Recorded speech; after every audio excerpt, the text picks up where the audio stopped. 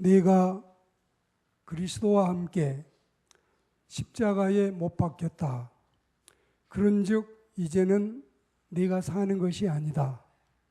오직 나의 삶은 주님이 사시는 것이다. 이 말씀이 오늘 한 절밖에 없는 본문의 전반부입니다. 그러니까 내가 실천적이고 헌신적으로 해야 될 신앙의 삶을 강조하기 위해서 앞으로 끌어냈는데, 이렇게 내 삶을 이끌고자 하는 동기부여는 후반절에 뚜렷이 새겨져 있습니다. 십자가에 주님과 함께 못 박힌 내가 이제는 나를 위해서는 살지 말아야 할 내가 오직 내 안에 계시는 그리스도께서 사시도록 삶의 주권을 이양해 드리고자 하는 것은 거기에 상응하는 분명한 명분이 있고 이유가 있고 그만큼의 동기부여가 있다는 말씀인데, 그러면 대체 그게 무엇일까요? 그것은 다름이 아닙니다. 나를 사랑하신 나머지 나를 위해서 자기 자신을 버리신 하나님의 아들이신 예수 그리스도가 버젓이 우리를 위해서 이 귀한 진리의 말씀을 허락하십니다. 우리는 죄인이나 악인이나 범인이나 원수였지 아무것도 아닌 보잘것이 없는 성공하지 못하고 출세하지 못했던 우리는 결코 아닙니다. 미미한 한 마리의 벌레 같은 연약한 존재임은 차치하고서라도 죄인이었고 범인이었고 악인이었고 심지어는 원수였는데, 이런 우리를 위해서 그런 메시아를 우리에게 보내신 하나님의 사랑을 찬미하는 것입니다. 우리가 먼저 주님을 선택한 것이 아니고 주님이 우리를 선택하셨고, 우리가 먼저 주님을 사랑한 것이 아니라 그분이 먼저 우리를 사랑하심은 틀림이 없습니다. 이처럼 우리가 주님을 위해서 살기 전에 주께서 먼저 우리를 위해 죽어주셨다는 사실이고, 우리가 주님을 위해서 헌신하기 전에 주님께서는 땀과 피와 그리고 눈물 쏟아 부어서 우리에게 내놓으셨다는 귀한 진리의 말씀입니다. 그래서 이 시간에는 헌신해야 될 나를 불러내기 전에 사랑받고 있는 나를 먼저 찾고 싶습니다. 본문 말씀해 보시면 십자가 이전에 나로부터 시작이 되고, 그리고 십자가라고 하는 이 귀한 단어는 한 차례밖에 나오지 않지만 나라고 하는 단어는 6차례나 등장하고 있습니다. 내가 이렇게 값진 존재라기보다는, 십자가가 그렇게 하찮은 것이라기보다는 이 시간에 강조하는 대목은 내 자신의 몸값, 내 자신의 귀중성, 내 자신의 중함을 주님이 말씀하고 있습니다. 더욱 가치 있고 뚜렷하게 주를 위해 살아드리고 싶은 우리의 심정, 주님께 헌신하고픈 우리의 중심이 드려지는 은혜로운 시간이 되기를 성령님은 이끌고 계십니다. 그러면 예수 그리스도 안에 있는 나는 누구인가? 대체 내 몸값은 얼마 정도 나가는가?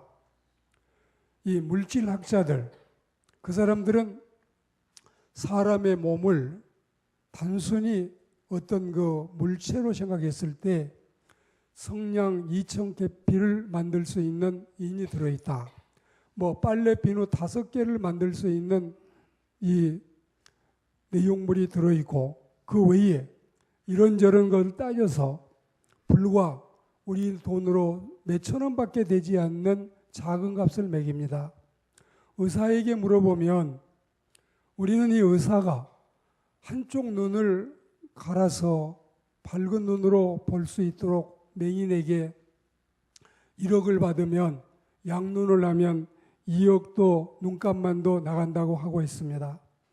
그 외에도 우리에게는 많은 장기들이 있고 고귀한 여러 가지 지체들이 있는데, 단순히 말해서 우리는 이 시간에 무슨 성냥 계피를 만들고 빨래 비누를 만들고 다른 사람에게 내 안구를 팔고 이런 값이 아니라 정말 영적으로 신령적으로 주님이 우리를 얼마만큼 사랑하시고 우리 몸값은 얼마나 되는가를 말씀을 통해 듣게 되는 것입니다. 첫째는 하나님은 당신의 독생자를 희생시키고 그 대가로 우리를 구해서 사드릴 만큼, 적어도 당신의 아들을 팔아도 좋고 당신의 아들을 죽여도 좋고 당신의 아들이 버림을 받아도 좋으니 이 죄인들을 구원해 내겠다는 하나님의 엄청난 사랑의 계획이 있었습니다. 지상에 300나라가 아니라 한국만 있고, 한국도 팔도가 다 사라지고 서울만 있고, 서울에서도 강서구만 있고, 강서구에서도 화곡동만 있고, 화곡동에도 수십만의 인구가 살지 않고 나 한 사람만 살고 있어도 나를 위해서 주님이 오셔서 죽어주실 만큼 우리의 몸값은 그만큼 가치 있고 고귀하다는 뜻입니다. 수많은 사람을 주님이 사랑하시다가 76억의 인구 가운데 23억의 그리스천들을 사랑하시다가 우리 하나쯤은 덤으로 얹어서 사랑하신 것이 아니라 나 하나만 이 지상에 살고 있어도 나를 위해서 세상에 오셔서 십자가를 지실 만큼 주님의 사랑은 대단하고 위대하고 소중하다는 사실을 말씀하고 있습니다. 두 번째로, 이렇게 해서 구해낸 나를 주님은 당신의 자녀로 삼으셨습니다. 세 번째로, 하나님은 나를 통해서 당신의 거룩하신 뜻을 이루어 가시기를 원하고 계십니다. 네 번째로, 하나님께서 이렇게 나를 사랑하시기 때문에 나를 향한 당신의 놀라운 계획을 가지시고 여러 가지로 트레이닝을 하십니다. 때로는 고난을 주기도 하시고, 때로는 사업에 실패도 하게 하시고, 때로는 몸에 병을 얻게도 하시고, 때로는 인간관계가 틀어지기도 하시고, 때로는 말할 수 없는 질곡의 골짜기를 지나게도 하시고, 이게 전체가 하나님의 섭리고, 어떤 경우에도 마침내는 하나님이 나를 손해보게 하시지 않는다는, 반드시 의의 길과 선한 길로 인도하신다는 명백한 진리와 분명한 하나님의 계획이 있다는 사실을 우리는 믿습니다. 그리고 다섯 번째로, 나의 아버지이신 우리 하나님은 여러 가지 과정을 통해서 당신의 합한 자, 당신의 마음에 합한 자로 우리를 만드십니다. 사도행전 13장 22절 말씀에 하나님이 다윗을 보고 너는 내 마음에 합한 자라 하신 것처럼 하나님이 우리를 이렇게 합한 자로 삼기를 원하고 계십니다. 여섯 번째로, 이렇게 해서 내가 하나님 마음에 합한 사람으로 변화되면 하나님은 나를 통해서 더 놀랍고 더 큰 일을 행하시고 그리고 우리를 도구로 쓰고 싶으신 것입니다.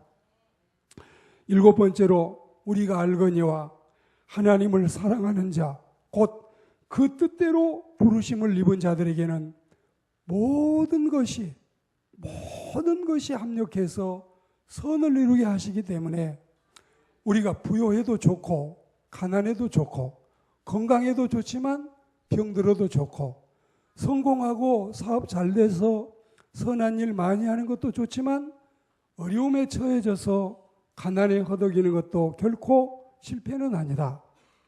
우리는 이런 사실을 로마서 8장 28절 말씀에서 분명히 믿게 됩니다. 자, 이제 아셨지요? 그러니 나도 하나님이 없이는 못 살겠지만 하나님도 내가 없이는 못 사시는 분으로 여겨집니다. 그만큼 하나님과 나 사이가 돈독하다는 뜻입니다. 적어도 내가 주를 위해 부르심을 받는 일이나 내가 주님을 위해서 쓰임받음은 이런 엄청난 배경이 있습니다.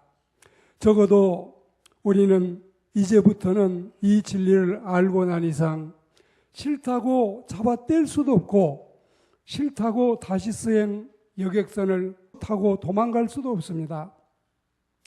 이제서 우리들의 지나온 길을 되돌아보면서 신앙생활마저도 생활수단으로 전락하고 생활수단으로 여겼던 우리의 잘못이 얼마나 부끄러운지 이루 말로 다 할 수 없습니다. 내가 이 지역에서 정치가로서 국회의원에 출마하려면 수천 명이 모이는 교회에 등록을 하고 집사는 돼야 되겠지. 내가 이 지역에서 어떤 가게를 운영해 나가려면 적어도 많은 신자들 가운데 절반이라도 3분의 1이라도 5분의 1이라도 우리 가게를 이용할 때로 가야 되겠지. 이게 전부가 생활수단으로 신앙생활을 하는 것이고 진정으로 주님을 사랑하고 섬기는 우리의 중심이 하나님 앞에 부끄러운 것이 아니겠습니까? 상황을 따라서 나의 유익을 따라서 카멜레온처럼 변신해 가면서 목숨을 유지하려고 현상 유지에 급급했던 우리의 부끄러운 신앙을 고백하는 하나님의 사람들이 되어야 되겠습니다. 그러면 주님이 달리신 십자가는 무엇일까요? 나와 십자가와 그리스도전의 관계는 어떠할까요? 헬라어에 보시면 이 스타우로스라고 하는 십자가는 최고형을 집행하는 사형틀인데 저주와 죽음을 상징하고 부끄러움과 수치를 나타내고 함축적으로는 인류를 구해내는 그리스도의 속죄를 의미하고 있습니다. 원래 십자가형은 X자도 있었어요. T자도 있었어요. 그리고 십자가도 있었어요. 이 십자가가 지금은 세계 나라의 국기 안에 적어도 20개국 이상은 십자가를 사용하고 있습니다. 이 모양 저 모양으로 새기고 있습니다. 어떤 나라는 십자가를 새기고 그리스도라고 하는 가로지르는 십자가를 새기기까지도 하고 있습니다.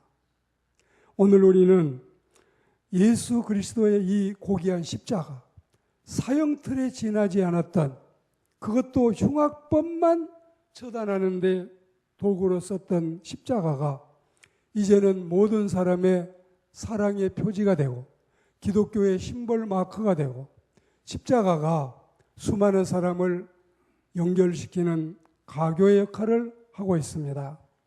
영어에서도 크루스라고 하는 십자가는 기독교의 상징 마크고 사랑과 희생을 나타내는 그리스도의 대명사가 되었습니다.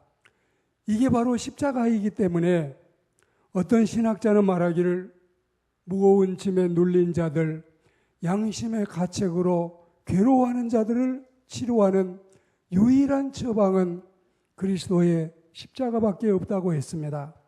우리는 이 십자가에 대해서 감격하는 마음으로 갈라디아 3장 1절에 믿어야 될 십자가가 있다. 마태복음 16장 24절에는 어깨에 짊어져야 될 십자가가 있다. 고린도전서 1장 23절에는 십자가에 못 박힌 그리스도를 전해야 될 사명이 우리에게 있다. 그리고 갈라디아 6장 14절에는 생활 속에서 자랑해야 될 십자가가 있다고 말씀하십니다. 이탈리아의 성자 성프레신스는 말하기를 주님을 위해서 십자가를 지는 것은 세상 끝까지 헤매어도 부끄럽지 않다 했습니다. 비아 돌로로사, 하나님께 영광 돌리는 찬미의 내용처럼 예수님께서 십자가를 지고 가시던 길에 14군데 흔적과 사건과 자국이 있는데, 비아 돌로로사의 길을 이번 주에는 성지에서 십자가를 메고 가는 또 다른 사람이 있을 것입니다. 그 14이 흔적을 남기고 500m 정도 되는 이 짧은 거리를 헤매는 것도 힘들고 어려운 일이겠지만, 프랜시스의 말은 온 세상을 4만 킬로미터가 넘는 지구를 다 돌아도 부끄럽지 않다고. 왜 그럴까요? 주님이 우리를 위해서 당신의 그 귀하신 몸을 버리시고 그 십자가를 통해서 우리를 구원하셨기 때문에 그럼이 아니겠습니까? 마치 새에게 날개가 무겁지만 새는 그 날개 때문에 하늘 창공을 날아가는 것처럼, 마치 바다의 배가 돛을 안고 있기가 무겁겠지만 그 돛 때문에 배가 나아가는 것처럼, 우리에게 때로는 십자가가 무거울 거예요. 벗고 싶을 때도 있을 거예요. 그렇지만 우리는 이 십자가 때문에 구원받는다는 사실, 천성길을 이루게 된다는 사실을 생각하면 우리는 할렐루야 찬미하고 주님께로 나아가야 될 줄로 믿습니다. 주님과 함께 우리는 십자가에 못 박혔습니다. 그런 적 이제는 네가 사는 게 아닙니다. 오직 내 안에 그리스도께서 사심을 확신합니다. 처음에 서두에 말씀드렸던 대목이 좀 더 이해가 되고 좀 더 실감이 나고 좀 더 가까워지고 있습니까? 대부분 말하기를 십자가는 끌고 가는 것보다 지고 가는 게 낫다고 말하고 있습니다. 끌고 가는 건 억지로 하는 거예요. 지고 가는 것은 오히려 즐겁게 하는 거예요. 신앙생활을 억지로 하는 일은 흉내 내기조차도 어렵다고 했습니다. 신앙생활을 즐기다 보면 하염없이 할 수 있는 은총이 있습니다. 여러분들이 십자가에 대해서 말씀을 듣는 게, 하늘나라의 신령한 진리를 듣는 게 마치 죄송스러운 표현이지만 두더지가 천문학을 강의 듣는 것처럼 어렵습니까? 그렇지 않으면 한 구절 한 구절, 한 말씀 한 말씀이 따복따복 은혜가 되고 여러분이 가슴속을 타고 흐르는 아멘의 고백이 있으며 이 말씀을 듣습니까? 오늘 우리 마음속에 이런 신령한 은혜가 함께하기를 축복합니다. 우리는 우리 죄를 담당하기 위해서 지신 주님의 십자가를 믿고 원수 마귀를 소멸하기 위해서 지신 승리의 십자가를 믿습니다.